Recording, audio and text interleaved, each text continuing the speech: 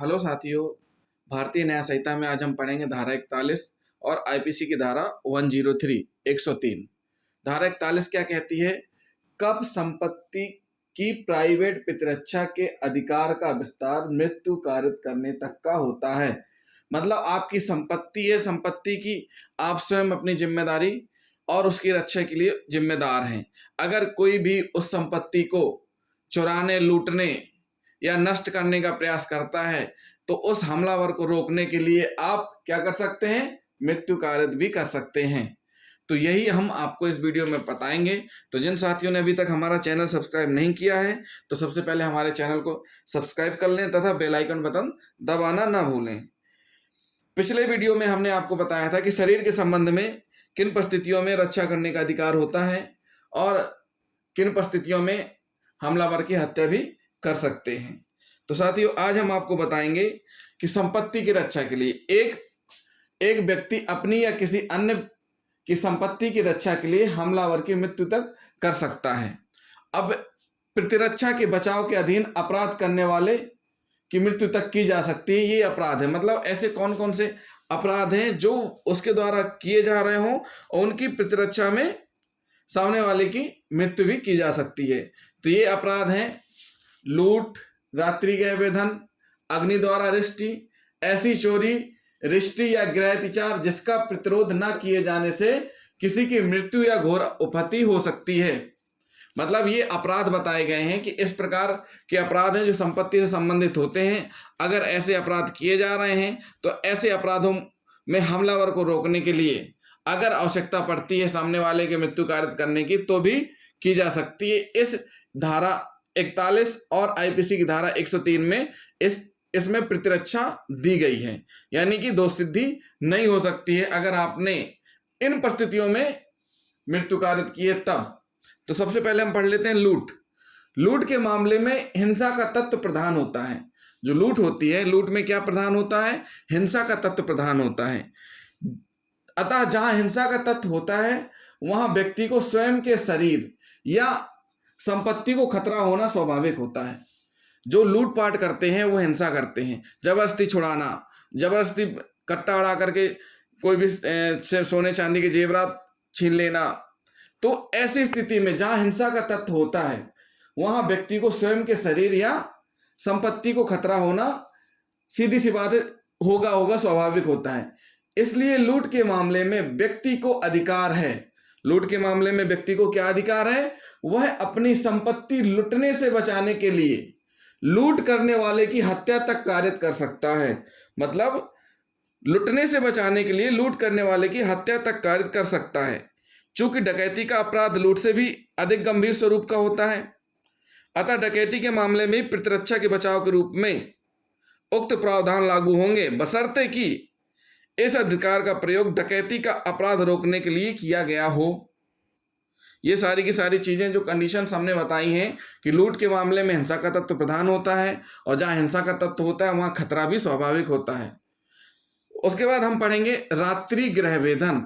रात्रि के समय गृह भेदन, सीधी सी बात है, ये नाम से ही स्पष्ट है। रात्रि गृह भेदन, रात्रि के समय गृह भेदन में भी हिंसा का तत्व प्रबल होता है। जो रात में आपके घर में घुस रहा है तो निहत्थी नहीं घुसेगा, हस्त शस्त्र से लैस होकर घुसेगा तथा इसका प्रयोग किए जाने की प्रबल संभावना रहती है, क्योंकि कोई भी अपराधी चाहता है कि पकड़ा ना जाए और अपने आप को बचाने के लिए सामने वाले को हानि पहुंचाना स्वाभाविक सी बात है। साक्ष्य मिटाने का भी कार्य करते हैं।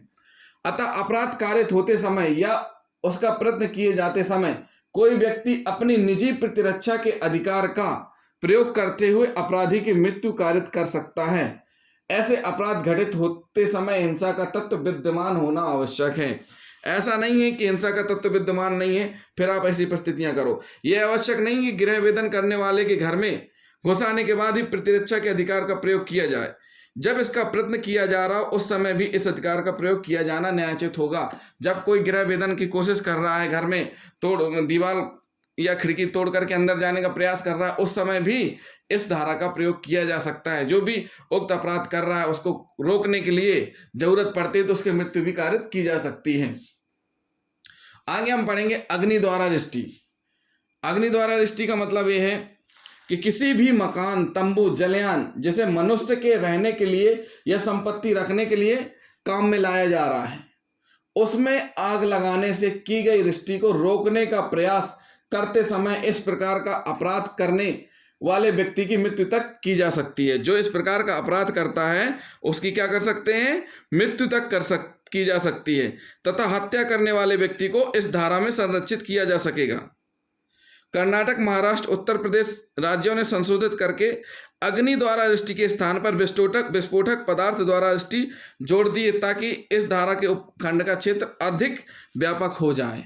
मतलब सीधी सी बात है, किसी भी मकान जहां इंसान रह रहे हैं, तंबू जहां इंसान रह रहे हैं, जलयान जैसे मनुष्य के रहने के लिए या मनुष्य अपनी संपत्ति रखने के लिए काम में लाता है, उसमें कोई आग लगाने की कोशिश करे या आग लगा रहा हो, उस स्थिति में उसको रोकने के लिए, उस अपराध को ना करने देने के लिए, अगर वह अपराध कर देगा तो कितनी जनधन की हानि होगी, उसको रोकने के लिए उस अपराध करने वाले व्यक्ति की मृत्यु तक की जा सकती है। अब हम पढ़ेंगे चोरी आदि अन्य परिस्थितियां।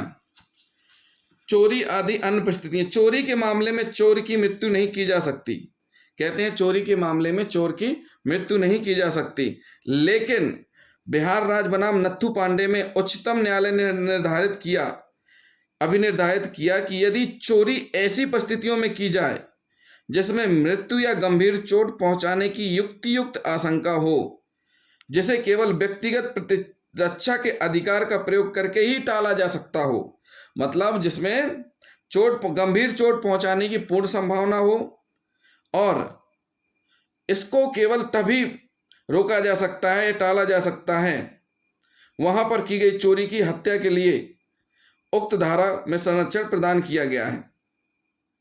यद्यपि चोरी के खिलाफ व्यक्तिगत प्रतिरक्षा का अधिकार उस समय तक बना रहता है, परंतु यदि चोर कुल्हाड़ी की चोट खाकर गिर पड़ा हो तथा चोर की वस्तु जमीन पर गिर पड़ी हो तो यह नहीं कहा जा सकता कि बाद में की गई चोट जिससे चोर की मृत्यु हो गई है व्यक्तिगत प्रतिरक्षा के अधिकार के प्रयोग में की गई है। सीधी सी बात है, कोई चोर चोरी करने आया हुआ, उसके हाथ में अस्त्र शस्त्र है और उसको रोकने के लिए जरूरत पड़ती है तो मृत्यु भी की जा सकती है। परंतु अगर उसके हाथ में कुल्हाड़ी है, आपने उसके पैर में लठ मारा, कुल्हाड़ी फेंक के दूर गिर गई और चोर जमीन में गिर गया, उस स्थिति में उसके बाद अगर आप उसको मारते हैं और उसकी मौत होती है तो वहां पर आपको प्रतिरक्षा का अधिकार का लाभ नहीं मिलेगा, वहां पर आपको धारा 41 BNS का संरक्षण प्राप्त नहीं होगा।